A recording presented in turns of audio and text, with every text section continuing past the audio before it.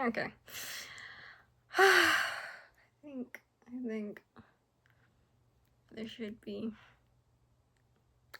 heavy sleeping because he is a very heavy sleeper. So I am going to try to talk a little more clearly than my muttering, because I've been doing that and I've realized that okay, whatever. Don't know why I always feel anxious doing this. Okay, so right here today is Half Courage, Half Pain by me, of course. So here's chapter 1. This shouldn't take long ever. So first chapter, finding burn payment. Let's try that again. Chapter 1, finding burn patient. Okay, there we go. The sea breeze carried the scent of salt and rotting kelp through the narrow lanes, rattling loose shutters and tugging at laundry strung up between leaning trees. The sun gleamed over the sea as it lapped against the shore. People walked through the narrow lanes as merchants set up their shops. Children were running around and laughing, weaving through between shoppers. I slipped through the crowd as well, muttering sorry and excuse me whenever I brushed past them. I reached the end of the cobblestone down path that now led onto the beach. So cobblestone went into the sand. I peered down the right side, seeing a row of houses with people going in and out of them, but none belonged to the one I sought. I turned my gaze to the left. This is my left. That's right. Okay. We're gonna ignore that. I turned my gaze to the left to see another row of houses, but they were more spaced out than the houses on the right side. Yet the houses looked the same. Some bleached or white. I opened my notebook with a hum. Looking over the words, white house with white windows. With another look at the houses on both sides. Right. Both sides, they all had white windows. I wish the person would have put more descriptive words of the house and directions to the house. I closed my notebook with a small snap. Sighed. What am I to do? I thought.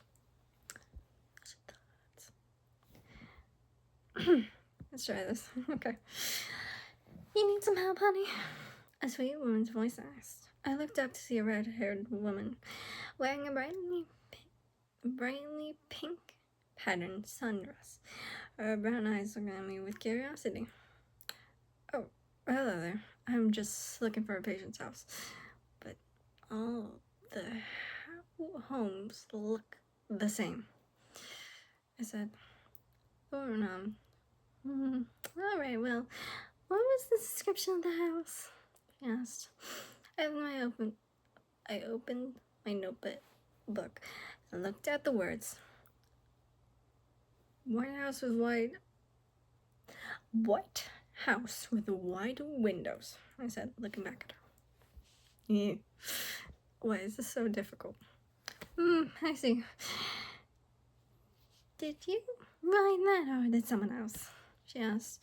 I looked back at the words, seeing them written in messy cursive, while the words I had written above it were neatly written. Someone else wrote it.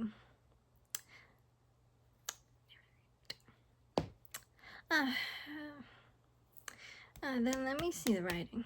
This town may seem big, but everyone knows everyone, and we can recognize each other's handwriting. The woman said, holding out her hand. I nodded and handed her my notebook. She took it, looking at the writing, nodding. Ah, this is Ingrid Mangoy's handwriting. I can recognize I can recognize her shaky handwriting anywhere. She must have been upset when writing this. She can overlook many details when upset. Her house is on the left side. Third one to the left. She said, handing my notebook back. I nodded. Thank you very much, ma'am. You're welcome. And stop by my tea shop whenever you can, she said as she walked away. I watched her as she disappeared in the crowd. I turned to my left and walked over, passing the first house. My boots scratched against the sand as I walked down to the third house. The white paint looked pristine and freshly painted. The wide windows reflected the sunlight and inside looked like a normal living room with a couch, shelves of books, and decor. I walked up the steps and knocked on the door. Okay, breathe. I heard muffled, hurried footsteps approaching the door. Then click, and the door opened, revealing a woman with fading brown hair, brown eyes, filled with worry, wearing a simple blue blouse and pants. Ingrid McGoy? I asked. The woman nodded. Yes, that's me. Come inside, please. She stepped aside to let me in. I stepped inside and Ingrid closed the door behind me.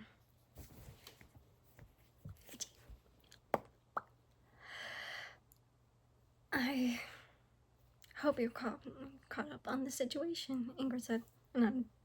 Yes, Malcolm Torres, 15. He suffered burns on the right side and got congrats from a recently deceased person and was in a coma for 2 months and then woke up just 2 weeks ago. Now I'm here to help him out of bed and get him walking again. Oh, good. He's my nephew, by the way. That's why there's a last name difference, Ingrid said, leading me up the stairs. I see. That does make sense. Okay. I said, a small chuckle. Well, it's good that you're taking care of him. Oh, thank you. Though, Malcolm's been a little stubborn. I've been trying to get him to sit up at least, but he doesn't want to, and I can't lift him by myself. Ingrid said, I see, but no worries. I can get him up. Okay. This is while they were on the stairs, but we're gonna move past that. We stepped onto the second floor, and Ingrid led me to the first room on the left. She knocked on the door before opening. Malcolm, are you still up? She asked as she walked into the room. I followed her inside, seeing the bed, where a young boy laid. His skin was down on the left side, kind of pale on the right. His brown eyes showed tiredness and annoyance. His brown hair frazzled from laying in bed. I rasped for her upon seeing his skin clear which side was from the donor. There was no one who had my skin color at the medical center I was in. Malcolm spoke upon seeing my confusion. I see. Didn't seem right at first, but I guess that makes sense, I said. Malcolm rolled his eyes, turned his head away from me. It's terrible, he muttered. Ingrid patted his shoulder. But you still look the same to me, dear, she said. Malcolm groaned. Don't lie to me. I'm not the same anymore. Ingrid stepped back, worried for her nephew. I stepped forward and placed my hand on her shoulder. Let me. Why don't you step out of the room? I got this, I said. Ingrid nodded. With one last look at Malcolm, She left the room. I closed the door behind her and then looked at Malcolm. So, are you feeling, I don't know, let's say, insecure about the way you look? I asked. Malcolm groaned, but said nothing. I sighed, kneeling next to the bed. I can see that you are feeling insecure about it, because it doesn't feel like you or appears like you, but it can make it like you. Okay. His head turned back to me. How? By just accepting it? By saying it's my skin now? What do you suggest? He asked. Chuckled. We can start by getting you back on your feet. You can't stay in bed all day. Bed all the time. Then over time you'll get used to it. Now I'm not saying you should accept it, but if you do, then you do. But you're gonna see this image of yourself over and over again. There's nothing you can do to change it.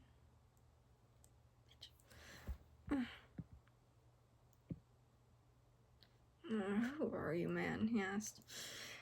Malcolm asked. You should know that. I smiled. I'm Maiden Montelli. You're a physical therapist. Now, can you try sitting up for me? Malcolm grunted as he pushed himself up into a sitting position and then swung his legs off the bed. There, he said, straighten up. I hummed as I stood up. I just asked you to sit up, not swing your legs off the bed.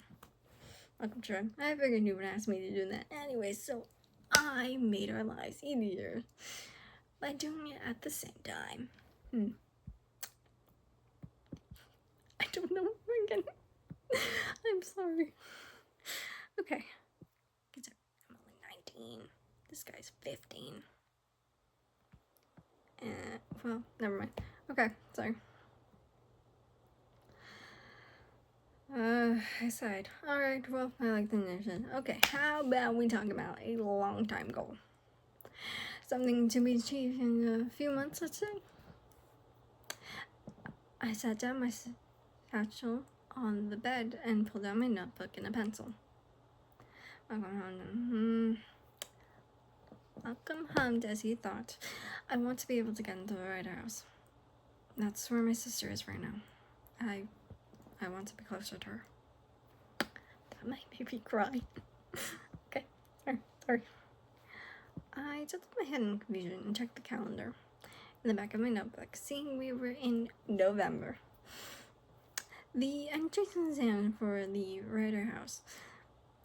This is Dragon Rider, by the way. Just thought I'd clarify that. Dragon Riding. The Rider House.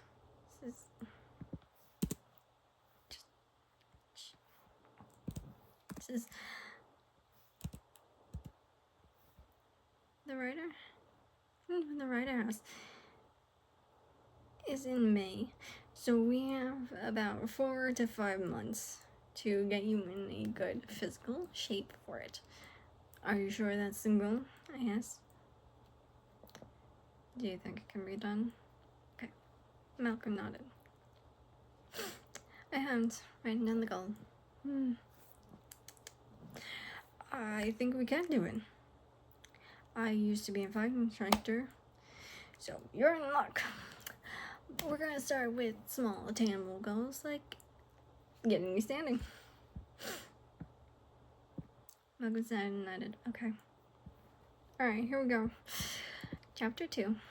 Recovered and ready. The sun shined brightly across the water as it lapped lazily against the shore. The sound of rhythmic drumming echoed through the air along with clapping. People on the beach were enjoying a performance by a woman with long brown hair and with small seashells in her hair. Amber eyes filled with joy. She wore a orange floral sundress. Sorry. She smiled brightly as she danced, kicking up sand. I smiled from the balcony of my aunt's home. leaning against the railing. She was just beautiful. She was just beautiful as she had fun. A knock on the door snapping me out of my thoughts, and I turned my attention to the door. "Come in," I said. The door opened and Aiden walked in. His blonde hair was longer than the last time I saw him. His blue eyes lit up when he saw me. "Hey, Malcolm, how you doing?" he asked. I smiled. "Doing good. 2 more months till the entrance exam of the Wright House." Aiden nodded. "Yep, you can stand, walk, run, and run on your own. You did that quicker than most of my patients," he said. "I would say we can move on to learning how to fight, because you are definitely gonna need that skill for the Wright House."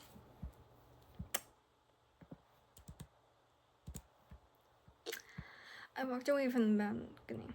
"Then let's do this," I said, heading towards the door. Aiden followed behind me. "How are the massage techniques going for you?" "Yes, good. My body's less sore, and I can move freely," I said. "Move more freely." Walking out of the room and down the stairs. "Aiden John, you still can progress farther than other patients I've treated." "Yeah, well, I worked on even when you weren't here," I said, scratching the back of my head. That's what I tell my other patients to do, by the way. But they never do that, Aiden said. I raised an eyebrow. "Though you never told me to do that," I pointed out as we reached the bottom of the stairs. "Yeah, I know, I keep forgetting that," Aiden said. We walked. We headed out of the house to a secluded part of the beach. Aiden breathed and sighed the air.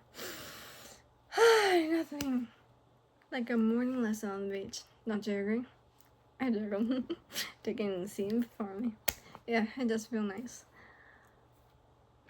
I couldn't think of how to phrase the training scene, so...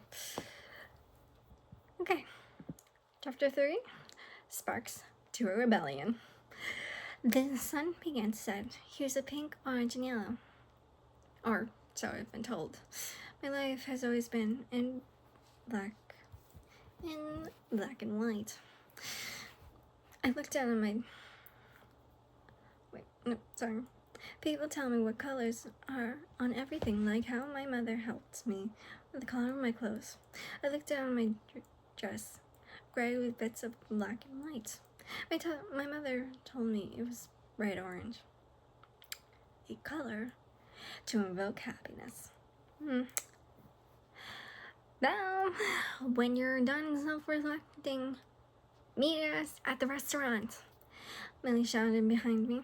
I turned to see her, Julie, Jackson, and Mason waving at me. I nodded and waved back. "I'll be there," I shouted back. The four left the beach and I turned back to the setting sun. I've always wondered if I should break the mold and go be a dragon rider rather than a scribe, but I would go against social norms. I would be ashamed for it, but I would be happy, wouldn't I? "What do you think about?" someone asked. I looked towards the boys and saw a guy looking at me curiously. "Oh, just wondering if I should go against tradition and be a dragon rider instead of being a scribe like the other women of this town," I explained. The guy chuckled and looked at the setting sun. "You don't strike me as one that would go along with tradition. Spread your wings. Be free. Be free." "I know you can do that," he said. A small gasp left my lips as I looked at the setting sun. His words sparked something deep inside me. He was right. I'm not a girl who just bends to everyone's will. I'm a free bird and will go anywhere my heart takes me. I smiled wide and looked towards the guy. "You're so right. I'm not that kind of girl. I'm Belle. Sorry. I'm Belle, a girl who lets her heart guide her. I said. The guy looked at me and swore. It's good to meet you. Well, it's good to meet you, Belle. I'm Malcolm. Good to meet you too. You're welcome. I grabbed his hand and began pulling him with me off the beach. Now let's go and meet up with. Now let's. Let me try that again. Shoot. Hold on. Let me clean up my freaking glasses real quick because I do not like seeing the dirt in them. Ugh, it's so annoying. Okay. Good to meet you too, Malcolm. I grabbed his hand and began pulling him with me off the beach. Now let's go meet up with my friends because I have a plan. Ha ha ha ha. Hold on. Let me get my balance, Malcolm shouted, stumbling through the stand as I pulled him along. I went, there's no time. We had to dish into break. Malcolm laughed, regaining his footing as we reached the cobblestone pathway. We weaved through the shopping crowd into a deep gray building. Remember, she is colorblind. Belle is colorblind. She cannot see color. Okay. The shopping crowd to a deep gray building with a sign that reads, Lobster Waves. This is a coastal town. Remember that. I went to the door and flung it open, running inside. I nearly got pulled down when Malcolm nearly tripped as he entered behind me. Can you slow down a bit? Malcolm asked, panting heavily. I'm not doing that. I laughed. Nope. We need to start right away. Though I did slow down as we entered the second door of the restaurant into the dining area. I guided Malcolm around the tables to a beaded curtain which led to a private room. We passed through the beaded curtain, and I saw the table where my friends were sitting. They turned to me, confusion written on their faces. Okay. Get into the chair. We have someone new joining us today. I pulled Malcolm into the view of my ta-da! Giles and now laughing. Millie looked more confused. I can't do that straight face. I'm sorry. Julie and Mason just kindly waved to Malcolm and he waved back. Yeah. Something. Did I get it? I think I got it. Yeah. 1 second. 1 second. Tea. I need to have the tea. I haven't had it all day. Nice. Okay. Here we go. Millie. Alright, this is Millie. Who is he and where in the hell did he come? Sorry. Let me try that again. Who is he and where in the hell did you find him? Millie asked Jackson, still laughing, got up and grabbed another chair and pushed his chair aside.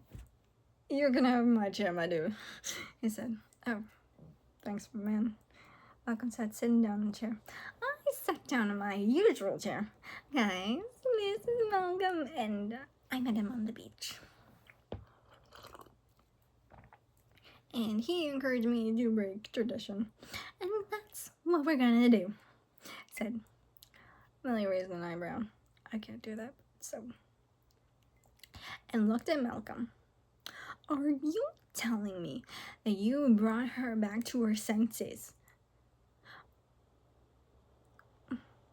When I've been trying to do that for 5 fucking months, she asked. Malcolm looked towards me, confused, and I just shrugged. Oh, okay.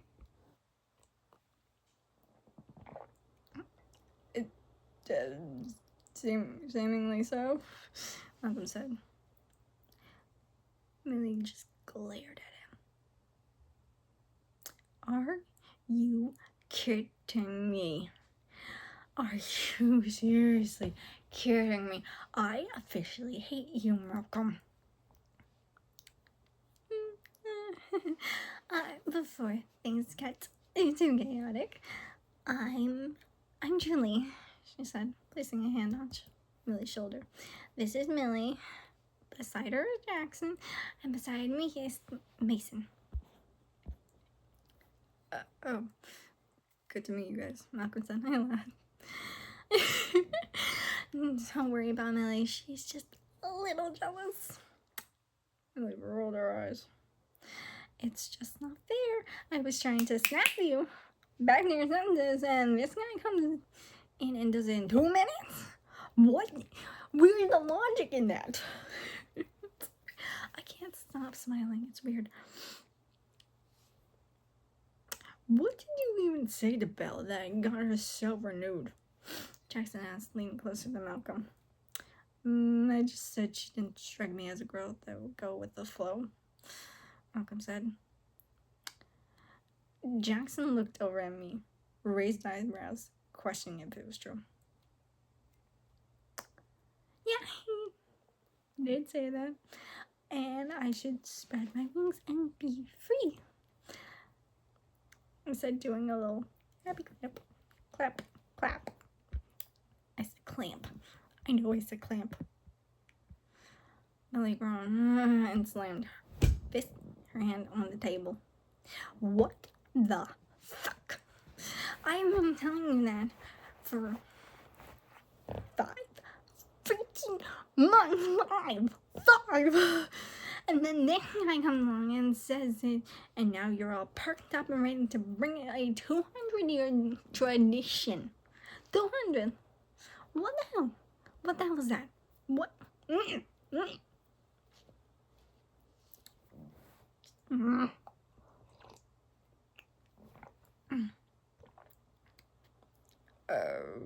Sorry?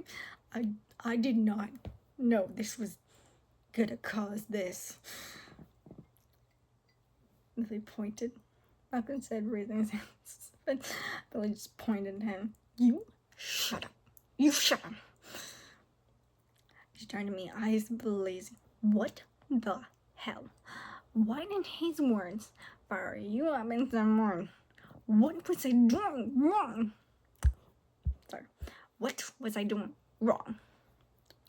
Maybe it's because he sounded very sweet and encouraging when he said it, not like I was getting scolded, like I was 5.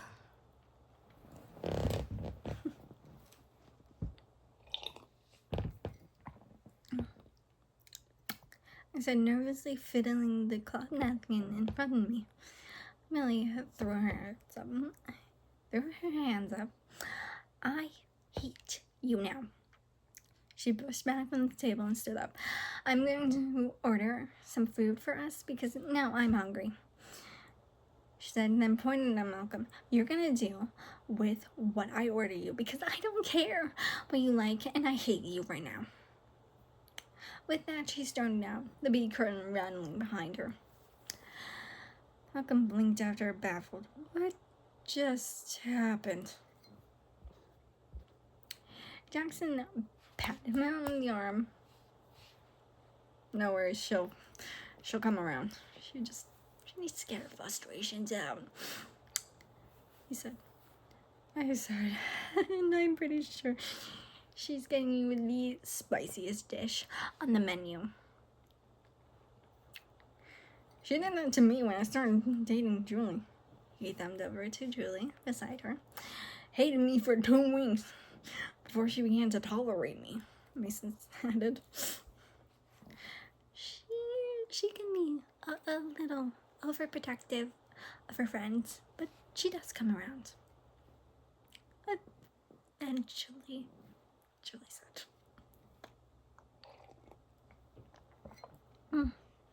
So basically, I've been taken in by you guys with a spicy Food initiation?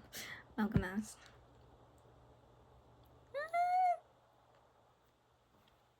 Pretty much. Jackson patted Malcolm on the shoulder. Welcome to the group. You're gonna have so much fun with this. Meeting curtain rattled again as Millie walked back into the room. Okay, food has been ordered, and we'll be here in a couple of minutes, she said, sitting back in a chair. Now, if we're going to break tradition, then no one is allowed to back out. If you guys dare to, I'm dragging you guys by the ear. Okay. That's the end of chapter 3. Here we go with chapter 4, Plan and Rebel. We're back in Malcolm's POV, by the way. I'll write this down. Okay. Ooh, wait, okay. Back here.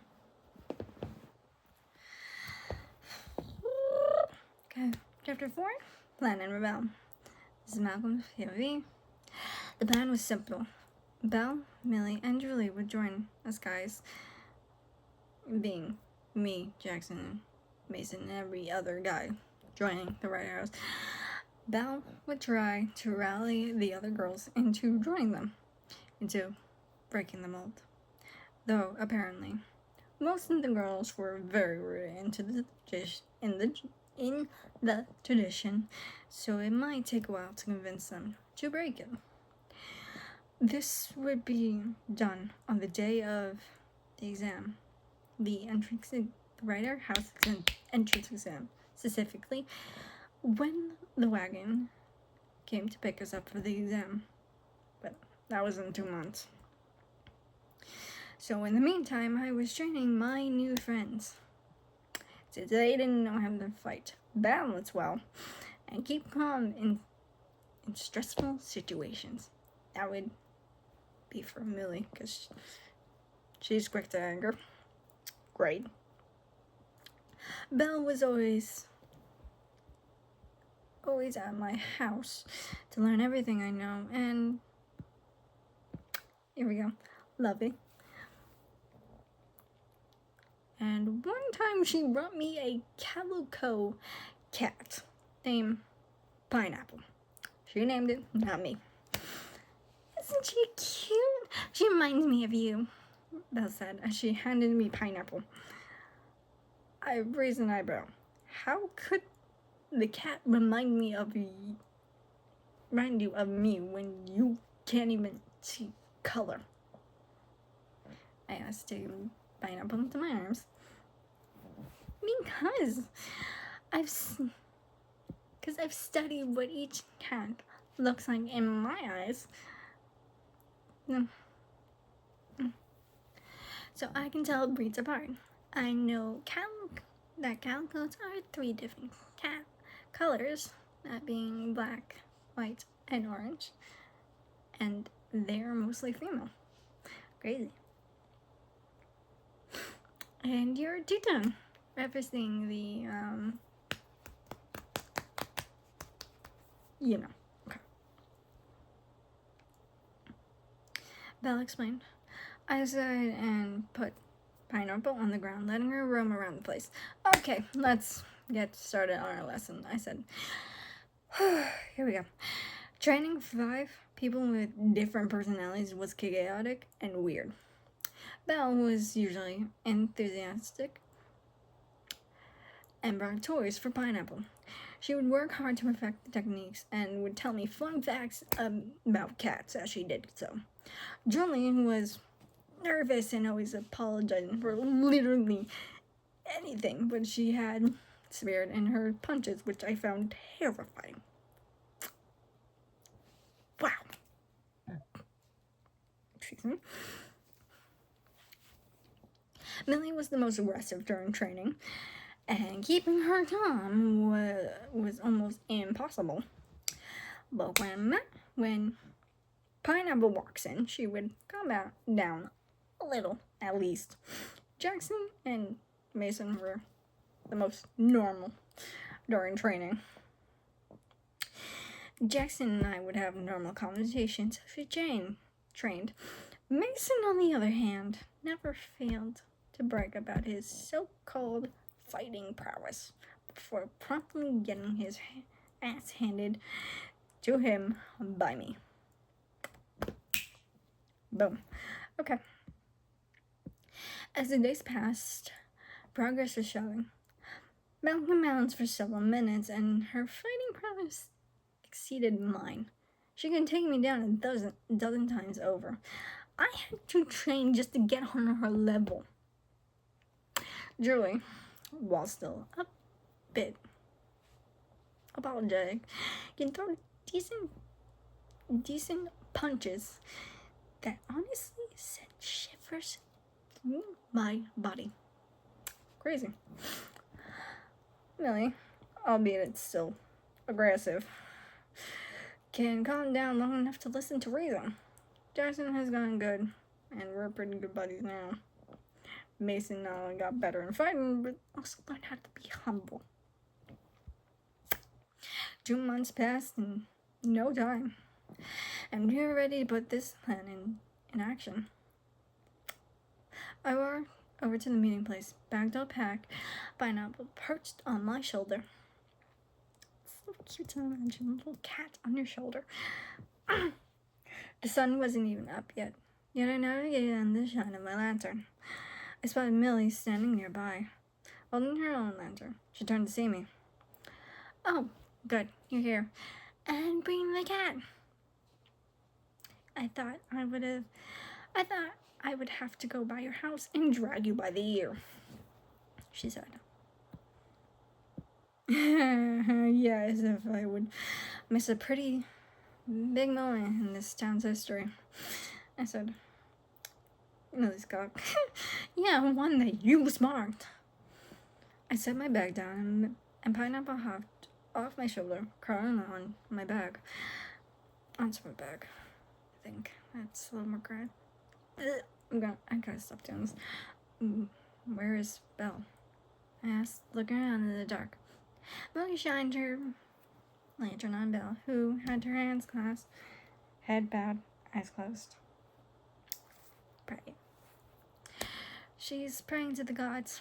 She's doubting if this would work. She doesn't believe her voice will be enough to convince everyone," she explained. I looked at her with a raised eyebrow. "Then you should back her up when all of this goes down." "Oh, trust me, I will be doing that. So will Julie when she gets here. I'm about to go to her house and drag her here, as well as her boyfriend and Jackson," Millie said. Bella took a deep breath, lifting her head and looking up at the black sky. "I hope the gods heard me to give me strength for this big move." "Oh," she muttered. Millie groaned. "Oh, girl, your strength doesn't lie in the gods. It lies within you and your friends, which is me, Malcolm here, and the other 3 who are arriving right now." Julie, Mason, and Jackson ran up to us in time. "Oh, we're here. So sorry to be late," Julie said, panting. Millie crossed her arms. "Got you guys up and running." "The image of you dragging us by the ear," Mason panted out. "That was the real motivation." "Yeah. It would have been hot to see that happen," Jackson commented. Millie rolled her eyes despite the obvious blush on her face. "Shut up, you idiot." Soon, the sun began to rise, the golden rays peeking over the horizon. Everyone in town began walking up to the meeting spot to say goodbye to their sons and brothers as they went off to the Red House. The sound of hooves echoed from the trees behind us, which was time for this. All the women and girls were confused to see Belle, Millie, Julie standing with us guys. "What is the meaning of this?" "You shouldn't be standing with the men. They're going to the Red House, and you ladies are not going," the high elder of the town said as she pushed through the crowd. Belle smirked. No, we're going to the right house, and there's nothing you can do to stop us. I'm not gonna live a boring life, reading and writing history, a great adventure, and I listen to my heart. My heart is telling me to join Right House, and that's what I'm gonna do. I turned my head to see the wagon pulling up. I went up and turned around to allow us to get on. The rider signaled to me 5 minutes before he would leave without us. I gave him a nod and a thumbs up. And we don't care that you're the high elder of the town. We make our own decisions, and this is what we're gonna do, Millie added. Yeah, and if you dare to stop us, I might have to punch you, Julie nervously announced. That just shocked everyone, and, well, Highlander looked offended. I didn't mean it, she quickly added. The Highlander stepped closer to us. This is ridiculous. Don't you want to live a long life? A scribe is safer than a dragon rider. No. I want to live a life I was happy in. I don't want to be miserable. They'll snap back. Please hear me now. Join us. You can live a life that you are proud of. If you don't wish to, then fine. But we'll be making an impact. More than a scribe would. I grabbed Belle's bag and walked over to her. I don't mean to interrupt, but we should get on the wagon before it leaves without us, I said, handing her bag to her. Well, nodded and took it.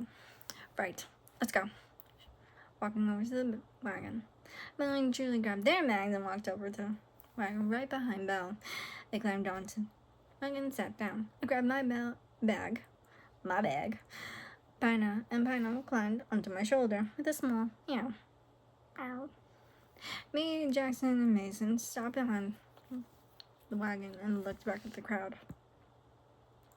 If there's any ladies that would wish to join us right now, then come on, I called out. One girl pushed past the crowd, ran over and jumped onto the wagon, into the wagon. Okay, hold on. Huh, I didn't think you would be coming with us, sis, Millie said. Her sister rolled her eyes. Whatever, you're not gonna be great without me. Millie stared at her sister for a moment before smacking her in the back of the head. Wow, I actually did that to myself. Okay, never mind. I'm okay. Small smack. It seemed no one else was coming aboard, so me, Jackson, and Mason hopped onto the wagon. The driver flicked the reins and the wagon began moving. You ladies are a disgrace, the high elder shouted after us. Millie's sister looked back at her. At least you'll be happy. Go be miserable somewhere else, she shouted. We all laughed as the wagon moved away from town, leaving behind the stunned silence. Just a second. Okay. No. Okay. Table.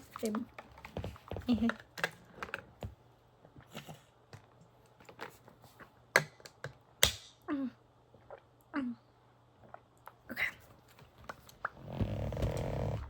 All right. There we go.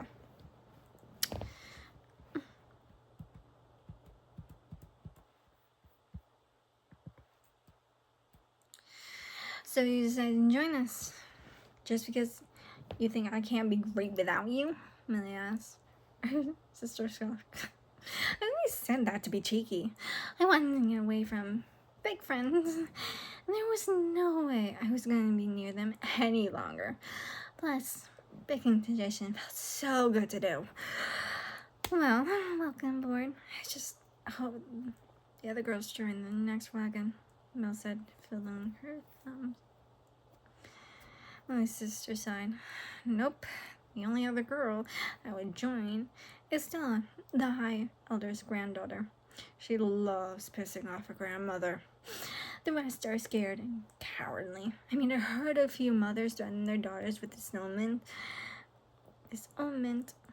if they dared to do what we did. I don't see how that's gonna do anything.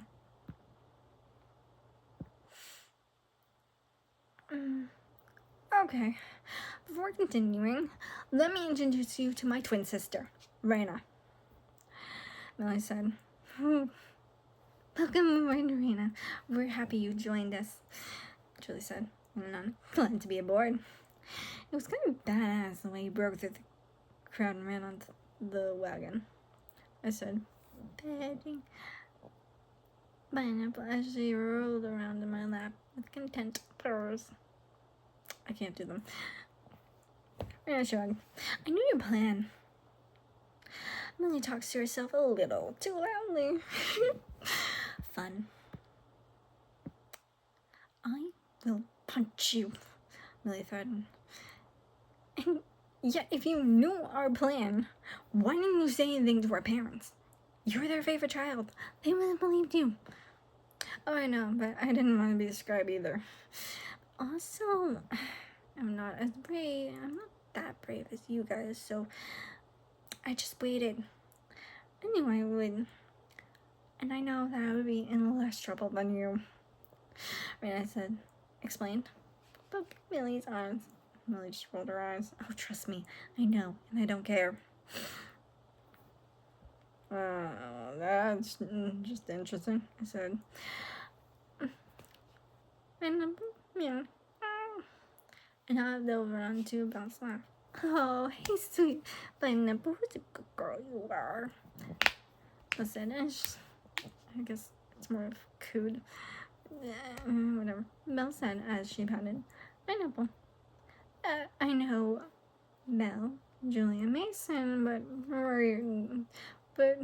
who are the two of you? Raina asked, pointing to me and Jackson. Oh, I'm Malcolm. This is Jackson, I said, pointing to him.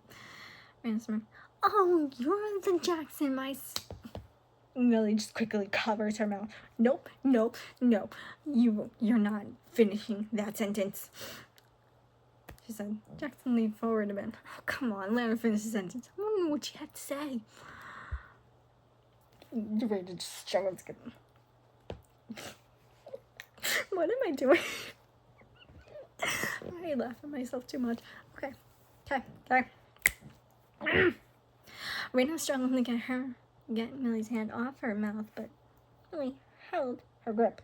Nope, I will not let her, Millie said.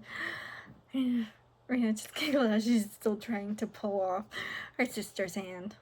Come on, let me say it. No, you will not.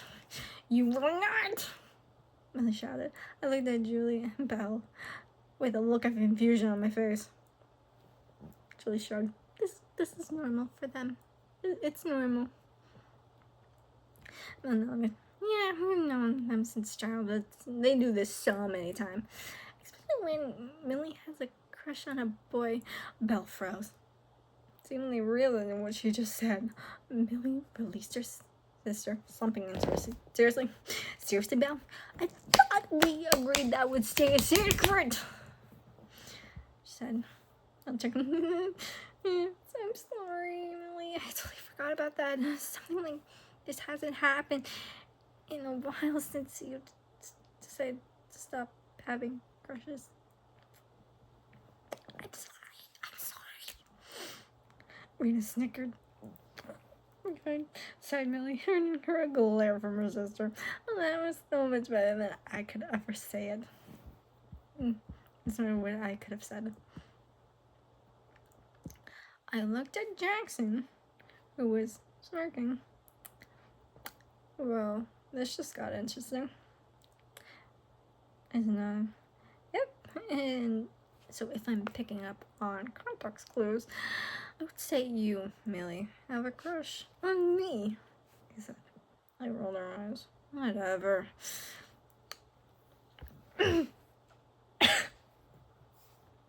I was singing way before this, so my voice is a little, my throat hurts, so I don't mean to interrupt this lover squabble, but some of you are going to need to scoop closer together. We're going to pick up one more person, the driver said. We looked around, seeing that we were in an open area in the middle of the forest.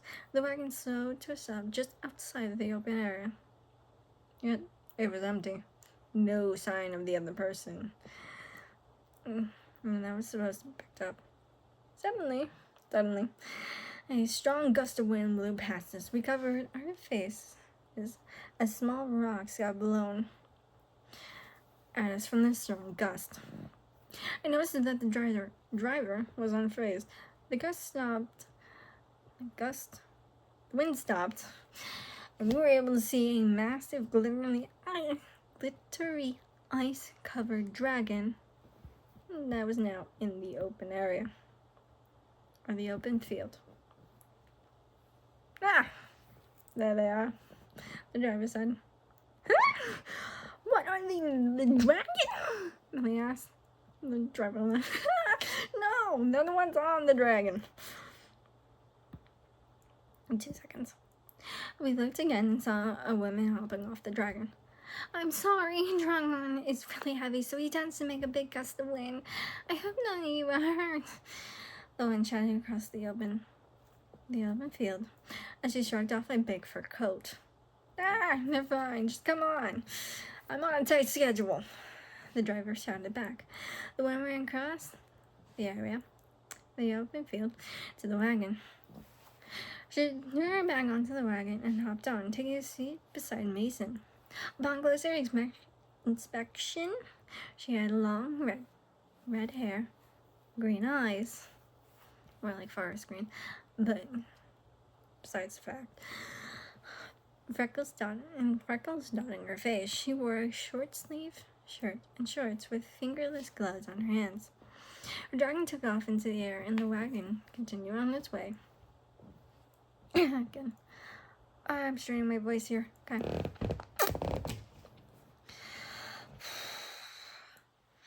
The moon sighed in relief. You guys okay? You guys are okay, right? None of you are hurt. 2 seconds.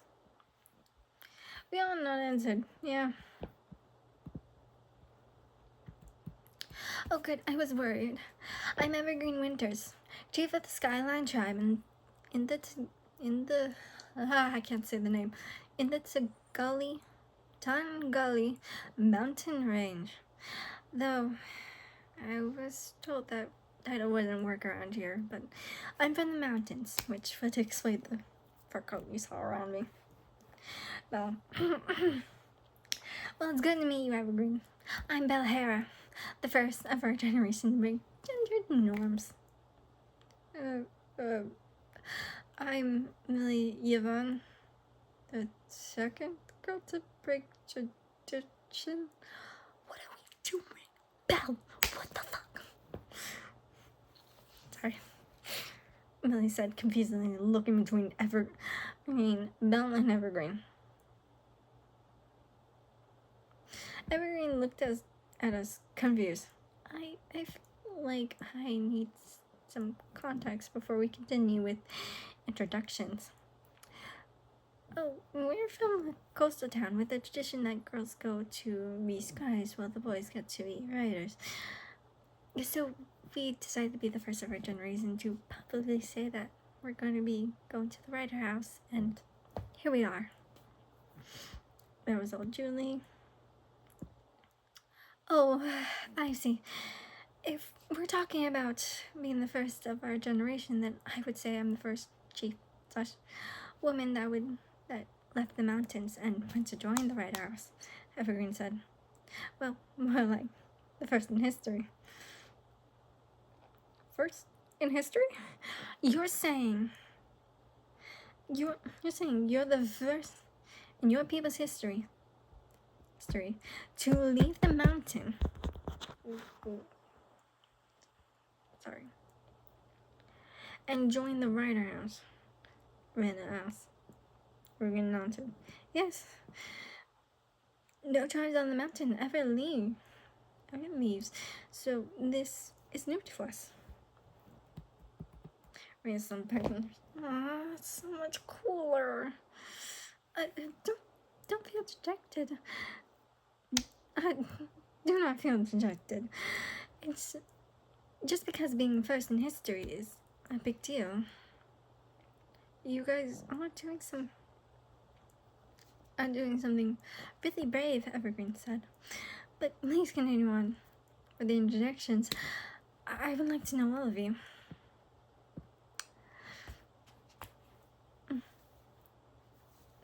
Oh, I'm Julie Garcia. It's good to meet you, Julie said, reaching across and taking Evergreen's hands into hers. Evergreen squeezed Julie's hand. You as well. I'm Rena Yvonne, the better twin, Rena said, sparking a fight between her and her sister. Everyone stared in confusion as the Yvonne twins argued. Mason patted on the shoulder. This is normal for them. Anyways, I'm Miss Hubert, Julie's boyfriend. Julie pulled her hands away from Evergreen and placed them in Mason's. He kissed her knuckles, making her giggle.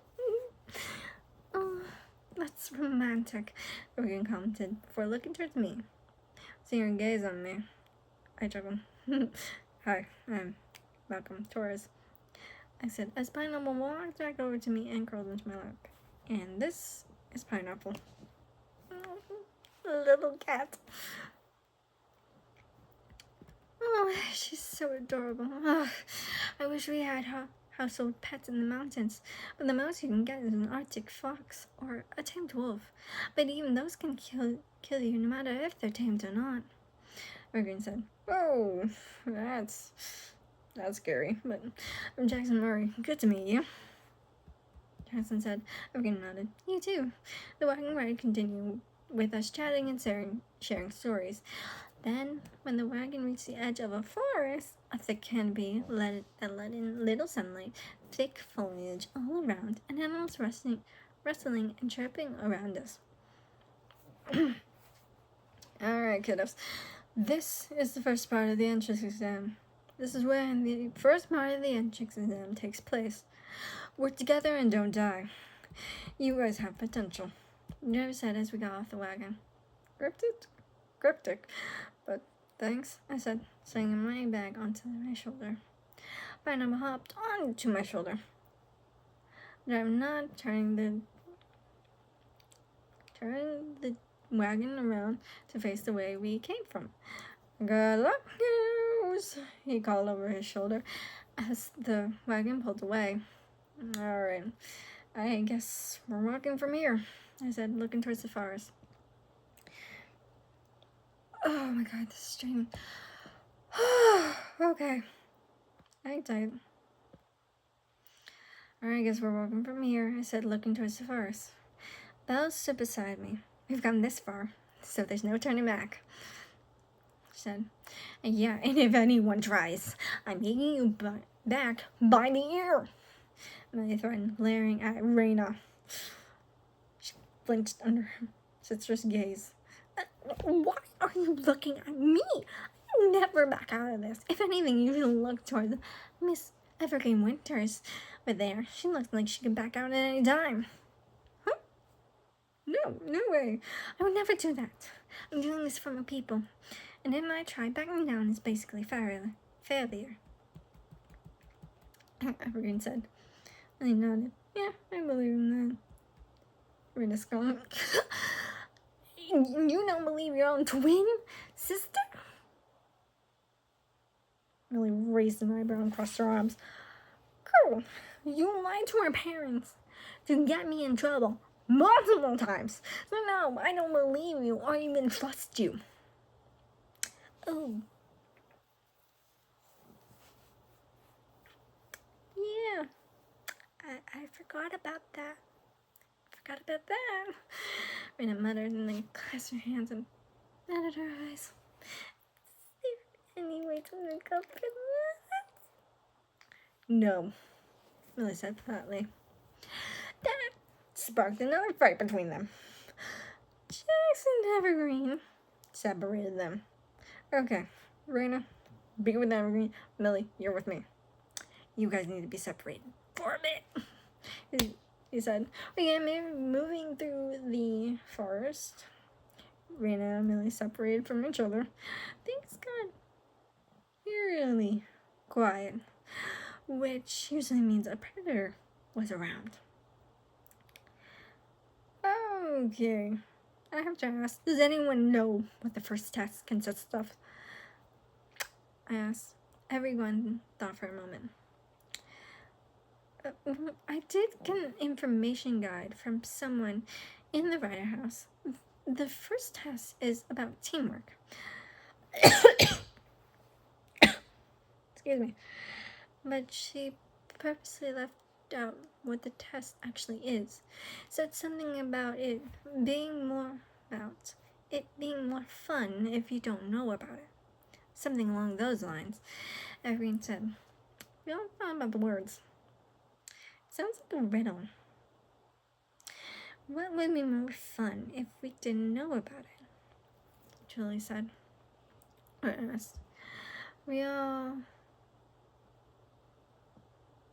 thought about it for a moment, sharing ideas, but some just didn't make sense. Okay, I might have an idea about what that may mean. Don't freak out or panic. Stay strong and get ready for a fight. Raina said cryptically. We looked at her, confused by her words got punctuated by a dagger flying down from a tree near her.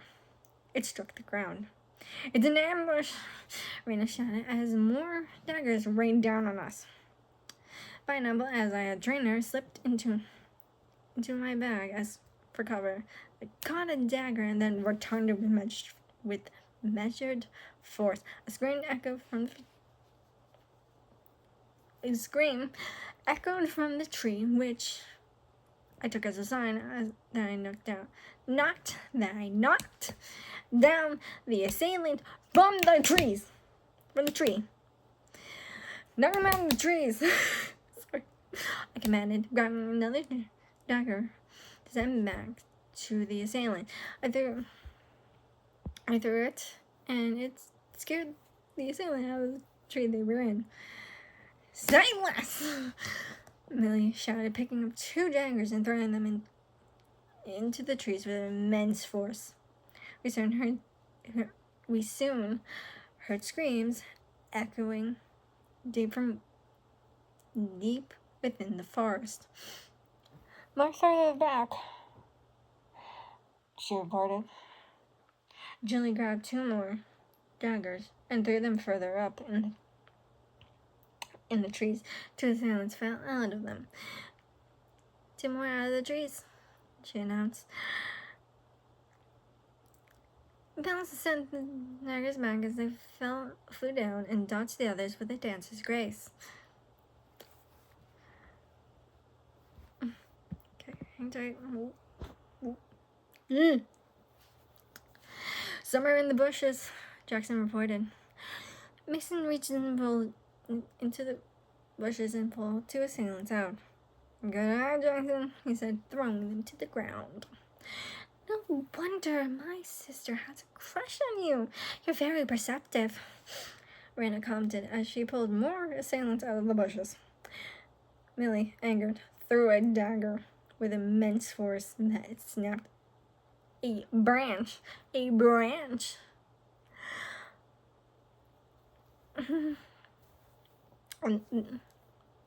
Snapped a branch, an assailant was on. Seriously, Raina? Now of all times? She shouted. Raina rolled her eyes. Right now isn't not the right time for a fight. We can fight about this another time. Please, calm down. I agree. By the way, dagger coming in from. Okay, I'll try that again. I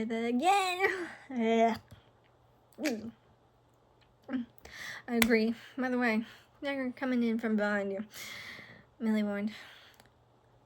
Raina rolled out of the way and The dagger sunk into the assailant's hands. Assailant's hand, making them scream in pain. Ah! Oh, whoops! I forgot you were under me. I said, giggling mischievously. I shook my head, but kept fighting the assailants that were now on the ground.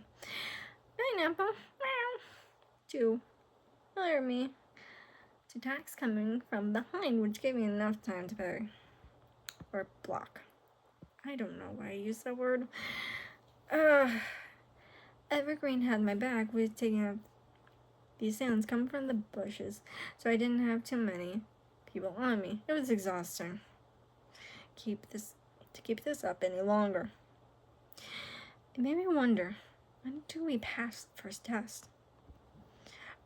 Alright, enough, everyone stand down. A deep male voice shouted.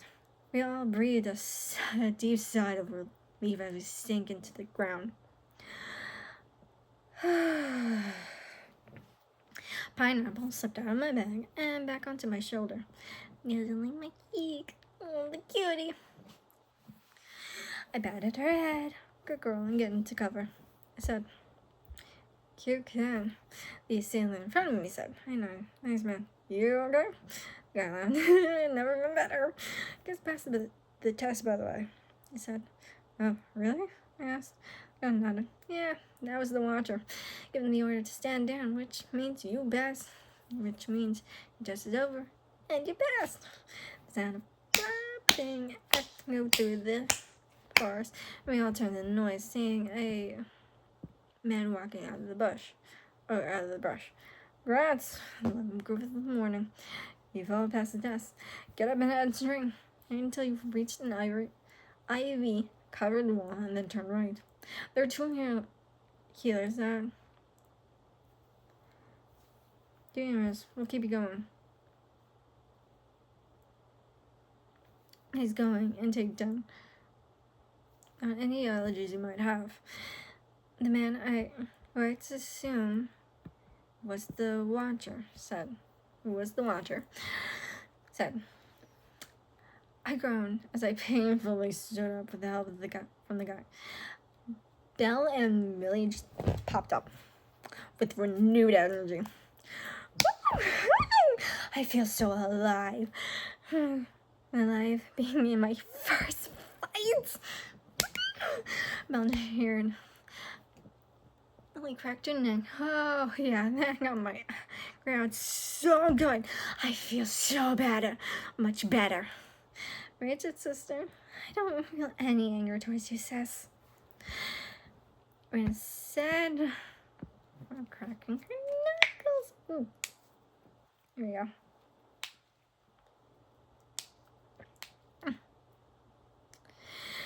Yeah, same, let's go. Rena and Millie skipped off with Mel running after them. I began to walk behind them. Evergreen, Jackson, Mason, and Julie walked beside me. I hope I didn't hurt anyone too badly, Julie said. Mason patted her on the back. I'm sure they're fine. You did amazing, baby.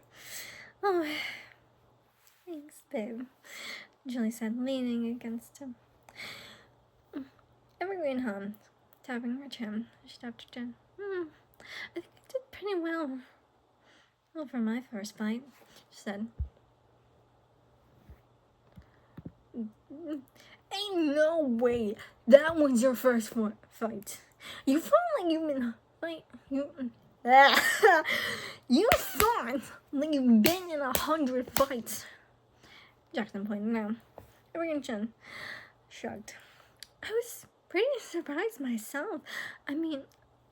I come from a pretty peaceful tribe, so there's never any fights to begin with. So I might be a natural at combat. Then that was impressive fighting, I said, scratching Pineapple on the ear. Evergreen smiled. Thanks, Malcolm. That means a lot to me. Guys, come on! We found the healers over here. Belle shouted, waving us over. This. Either way.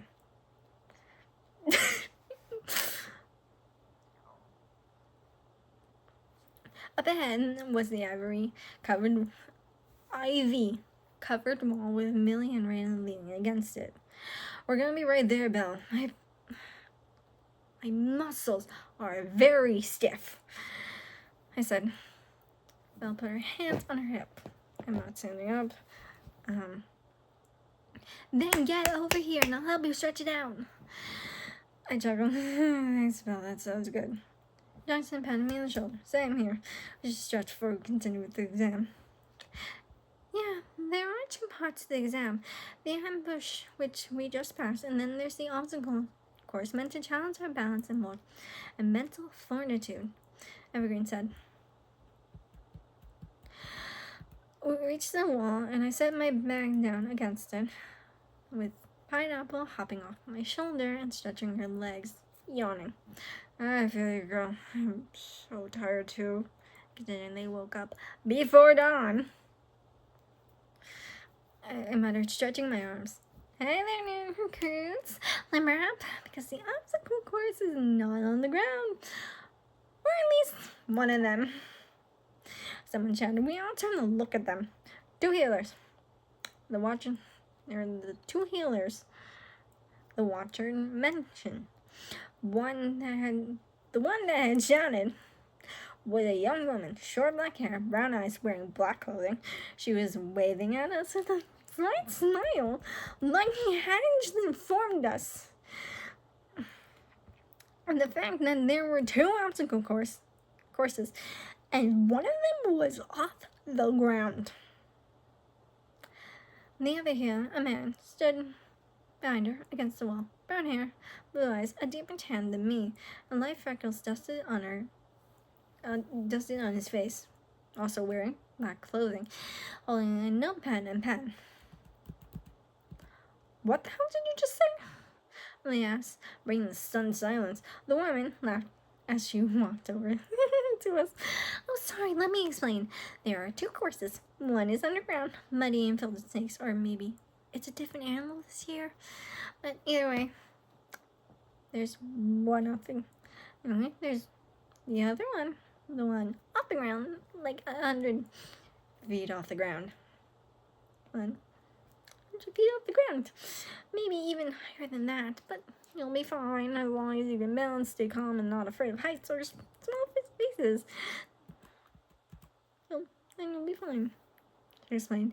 A stunned silence settled on all of us, because honestly, that was not what we were expecting. What the hell? That's something. Why are you copying me? Millie and Raina shouted in unison, and it sparked a fight. Oh, twin moment. Are they actually twins? Woman asked. We all muttered, yeah, that's so. Yvonne twins squabbled. Okay, that aside, I'm Cherry. Or Sherry, I think. It's Cheri. So I think it's Sherry. Or Cherry. Either way, Sherry. And behind me is Melvin. She said, pointing to the man behind her. Oh, weird. Let's start with food allergies. Do you have any food allergies? I'm allergic to peanuts and cashews. Peanuts are more deadly than cashews. I break out in hives if I eat a cashew. Julie said. Ellen just wrote it down. Well, lucky for you. We lost 100 peanut supplier that we never had in the first place, but cashews will be a little different. But it's okay, we can figure things out, Sherry said. Anyone else? Do you guys have seafood here? Millie asked, stretching her arms. No. Sherry, no, for many reasons. Oh, come on. We gotta calm down. In the mountains, Bill said, gesturing to Evergreen. Seafood's all we know. Well, it's not entirely true. It's our thing. We don't catch fish in the mountains. I've only known the taste of fish and deer, Evergreen said. Sherry looked at Melvin, clearly asking for help.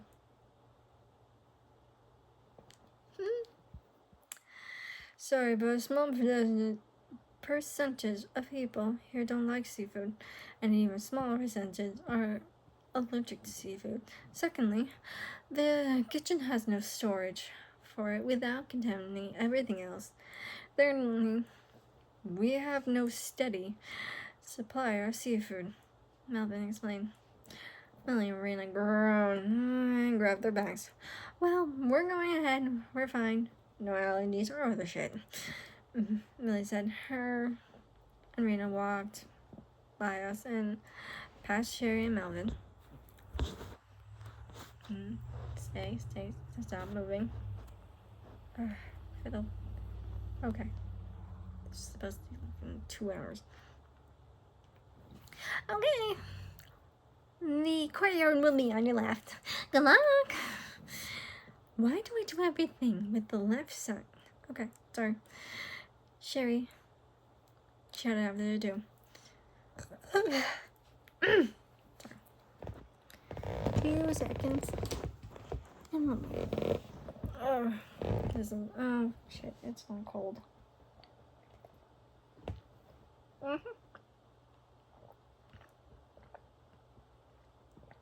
Tea went cold. Great. Whatever. Hey, wait for me, Belle shouted, quickly grabbing her bag and following behind them. Pineapple ran after her with a meow. I sighed. I'm good too. No food allergies or anything. Neither does Belle. Bye, I said, grabbing my bag and chasing after them. Wait for us, Evergreen shouted, running after me. Jackson, Mason, and Julie soon followed behind her. We reached the courtyard to see 2 lines of other recruits, one longer than the other. Whoa, which one is to the sky course? Millie asked. Someone walked up to us. The high-up course is that line, they said, pointing to the longer line. So the shorter line is to the underground obstacle course? Rena asked. Person nodded.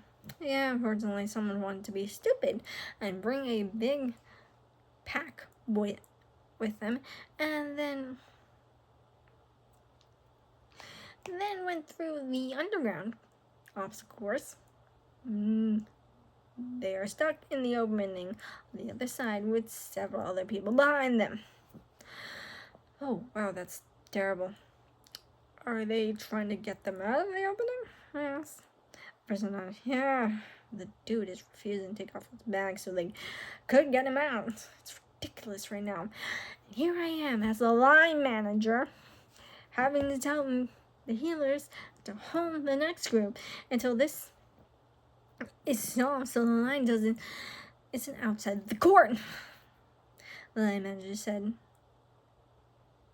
The line manager walked to the edge of the courtyard, looked down where we came from. Sherry, hold the next room with you. The problem still isn't solved. Okay, Sherry shouted back. They turned around and walked towards the starting line. Alright, how much longer until the bathroom is free?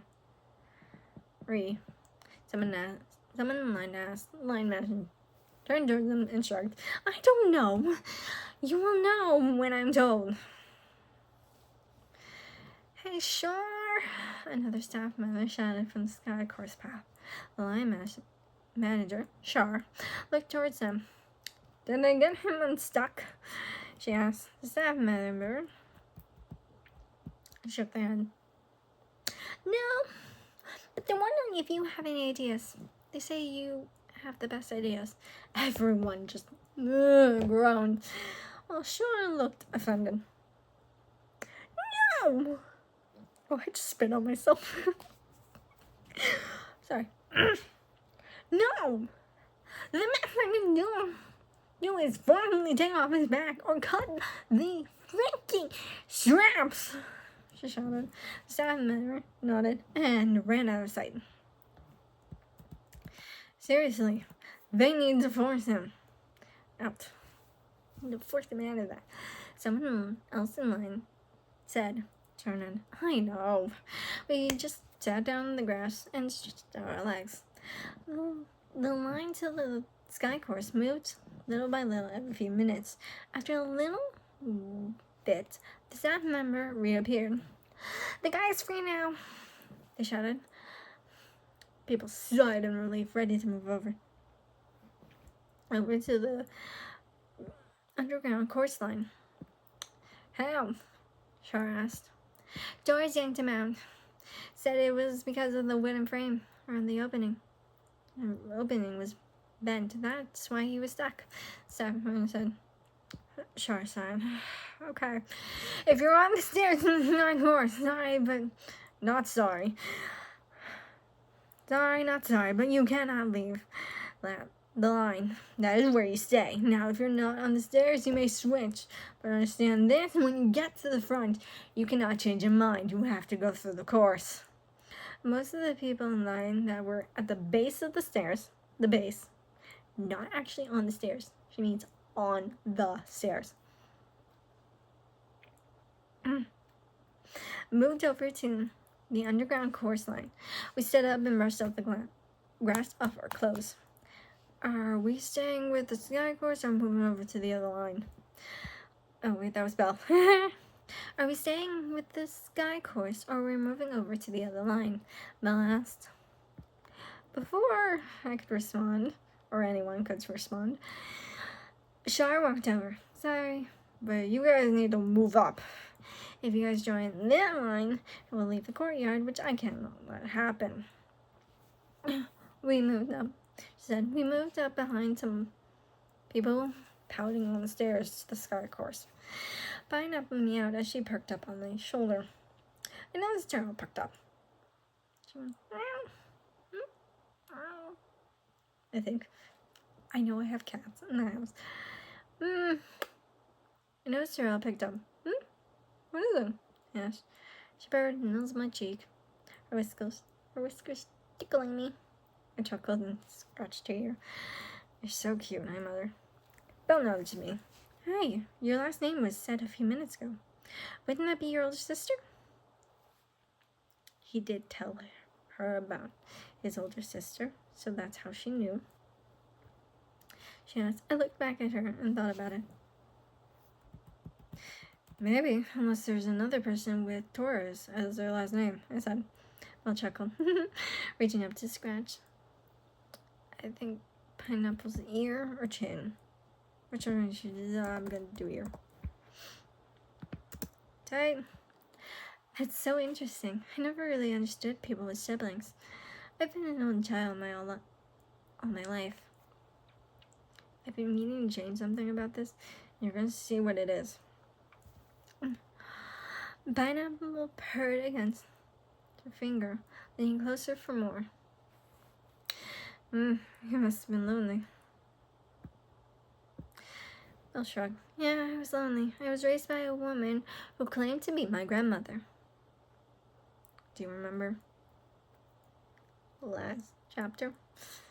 Yeah, I do need to change it, don't I? I haven't gotten around to it. I will. Claimed to be. I raised an eyebrow.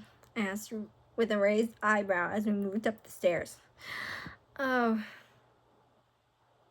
I snooped around and found out she didn't know my parents at all, but her memory was slipping by the day. So I stayed around, mainly for basic necessities, but to also help her. I said, letting Pineapple settle on her shoulder. I smiled at the thought of her taking care of an elderly woman. No, I've always admired your kindness. It knows no bounds. I see you handing out your seashells. Your seashell hair clips to people who watch you dance on the beach back at town. You listen to people's troubles and offer help. How? You get really good gifts. I said. Belle walked up to the stair I was on and laughed. I guess my kindness does no bounds. That's just how I am, she said. That's so cute, Char said, startling us. Belle flinched closer to me, turning to Char. Oh, jeez, don't scare us like that. Char scowled. Oh, please. Your boyfriend didn't flinch. You did. Alva rolled her eyes, and Belle hissed at Char. She pointed a finger at Pineapple, and looked like she wanted to scold her, but just smacked her forehead. Don't argue with a cat, Char. It's a cat, for the God's sake. It's a freaking cat. She muttered to herself and looked back at us. Okay, moving on. Is your last name Torres? She pointed a finger at me. I nodded. Yeah. Okay. What is your sister's first name? She asked, her his eyebrow, wondering where this was going. Celine?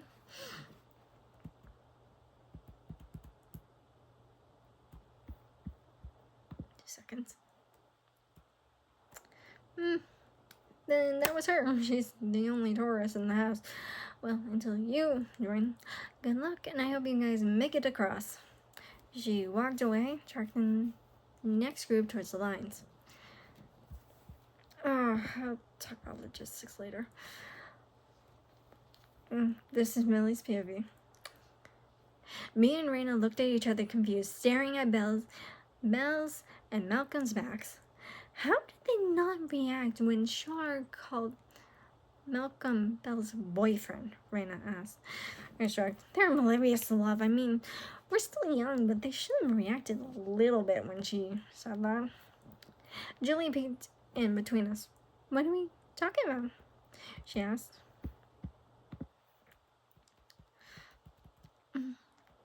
I sighed and turned to her. Char interrupted the conversation and she called Malcolm her boyfriend, Belle.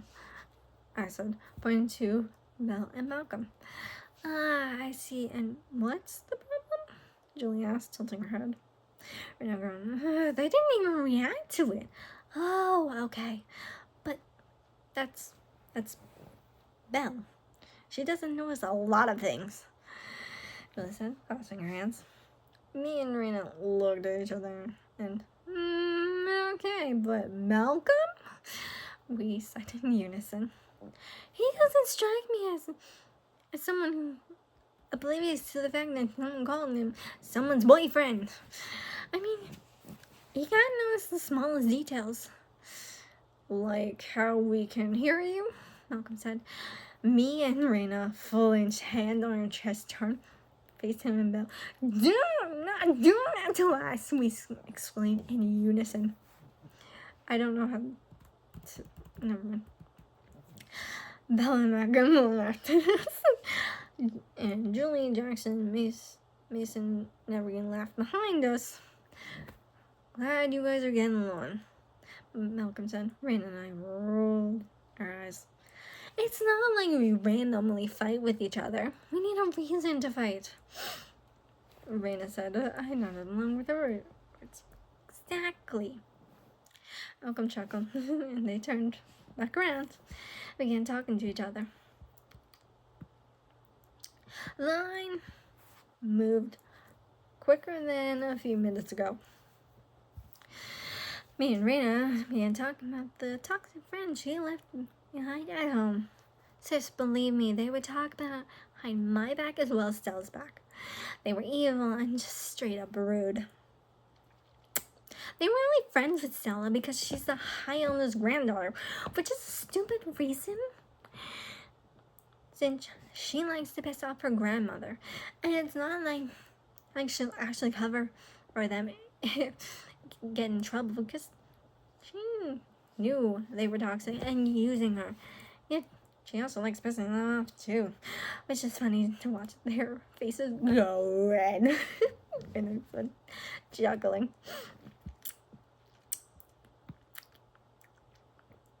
I chuckled. Wow. Stella's very savage for that. That's crazy. I know, that's why I like her. And most of the time, she's reading a book as they were lecturing her. She would look up from her book periodically before going back to the book. She doesn't care about the words. It said, smiling as she thought about the memory. I laughed. Man, that's seriously savage. And Rena not laughing. I know. Oh my god, and their faces were hilarious. Wow. Wow, I didn't know Stella could be so savage. It says Julia. It's supposed to be Julie. Julie said from behind. We looked at her and shrugged. You didn't deny, I said and shrugged. Julie. She sounds like a good friend, though. She said. Rena whipped around to face Julie.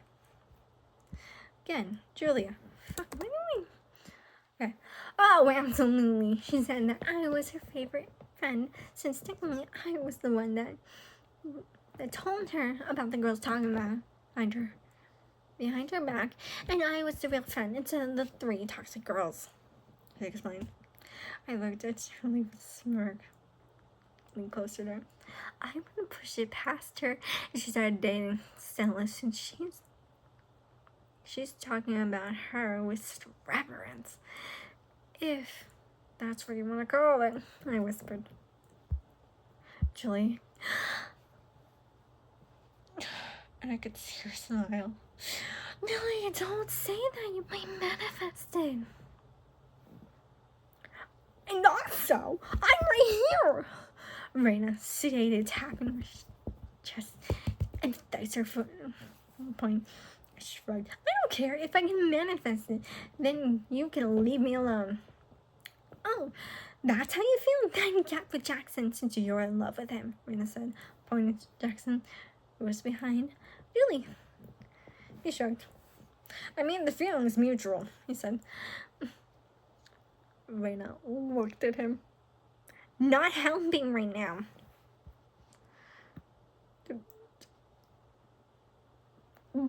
His face scrunched and confusing. So, but that is helping you. I'm telling you that I will date your sister if that's something she wants. Shut up, you idiot. By the way, we're only halfway done. There's 10 chapters to this. I'm sorry.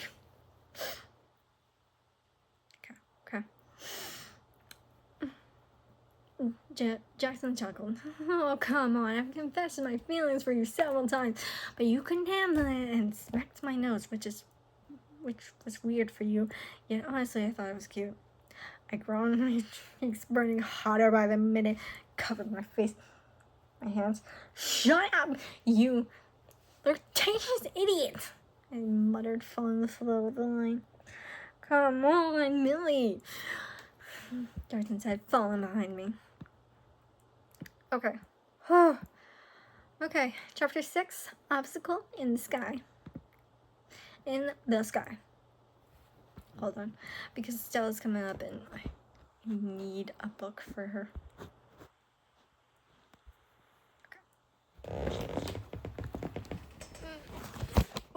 Okay. Okay. Oh.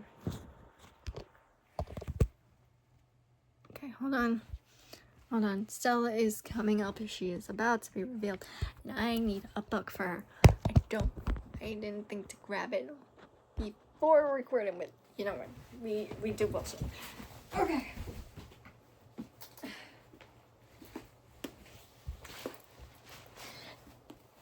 The exact design for her book is in later chapters. But we're gonna do this, and if you can't tell, I have not finished this book. I have not. Okay. I'm gonna do it like this for now. I followed behind Jackson as he tried to talk with Millie, who looked like she was about to punch him in the face. I leaned closer to Julie. It looks like she's about to punch him. I whispered as we both observed the two. Julie nodded. Yeah, she's trying to manage her anger, but... anger like she was trained to do, but seriously failing with Jackson being persistent. The line continued to move along. Belle bounced next to Malcolm as she awaited to see the high ground, the sky obstacle course, the one just high off the ground. Millie and Jackson were behind them. Millie was ignoring his flirtatious attempts. Raina was talking with Julie as Mason leaned against her as he was tired. Then Raina got hit with stuff. This is where this comes in. When she turned to see where it came from, she saw Stella in the wrong line. Okay.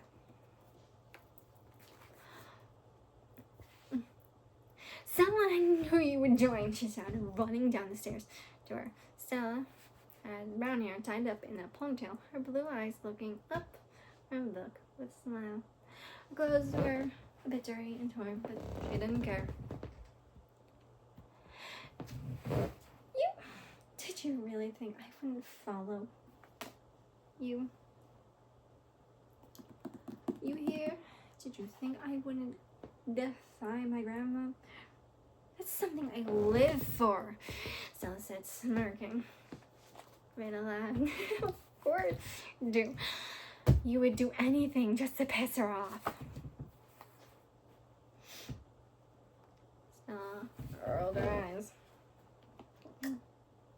I know, but when you guys left on the first morning, my grandmother was fuming, and I just laughed. I laughed at her. It was hilarious, you know?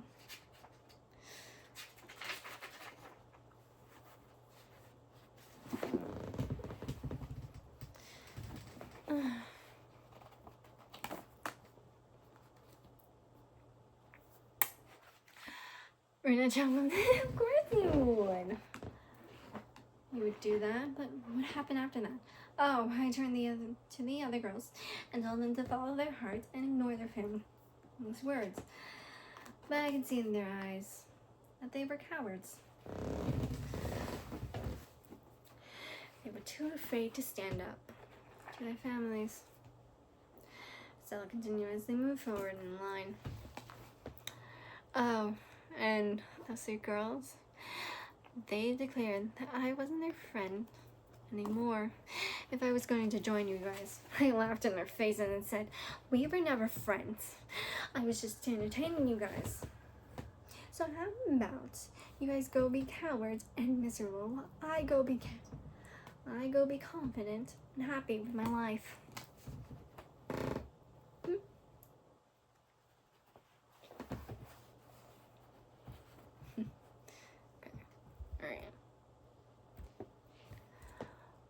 Okay, hold on.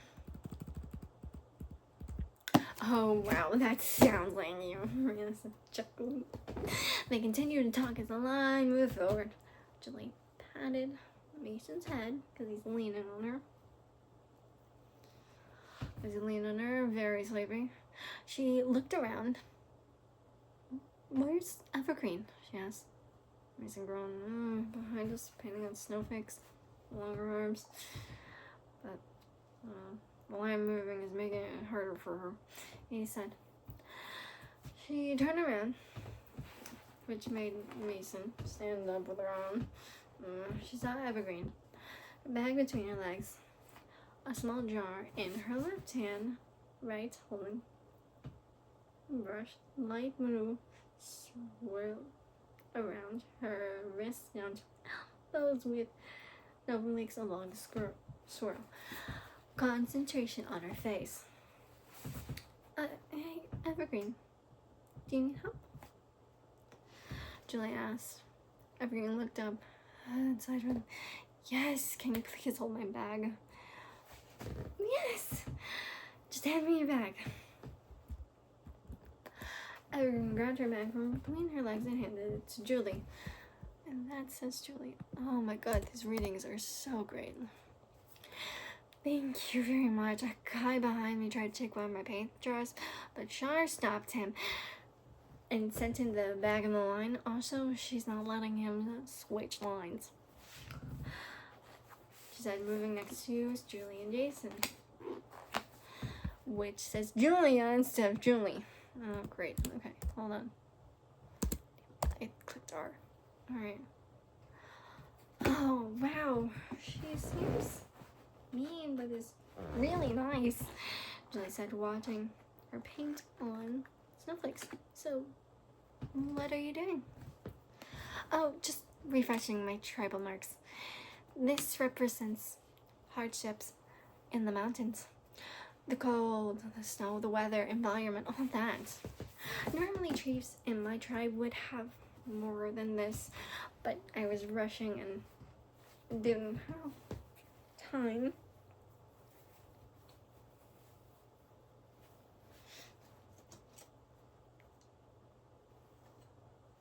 Time to put on the full marks,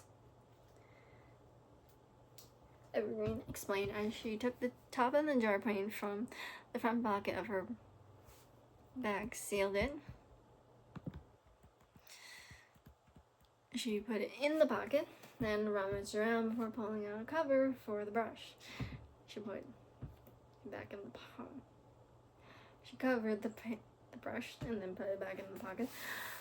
But I don't know if I would be allowed to do my full chiefly tribal markings, she said.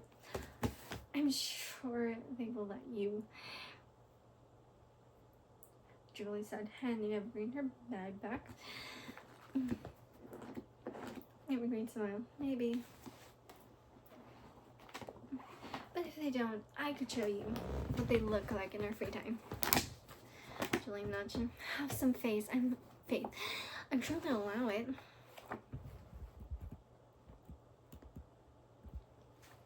Evergreen smiled and nodded. Yeah, some faith. Shar overheard and walked over to the stairs. Hey, if you're worried about the body paint thing, the number. Technically, there's no rule against it, so you can do whatever the fuck you want. Leadership won't care. Might be a little surprised since it hasn't been done before, but they really won't care, so we're good. Julie clapped her hands softly. Oh, yeah, that's so good, she said cheerfully. Evergreen hummed. So doubtful. Are you sure? She looked at her and nodded. Yeah, trust me. Besides,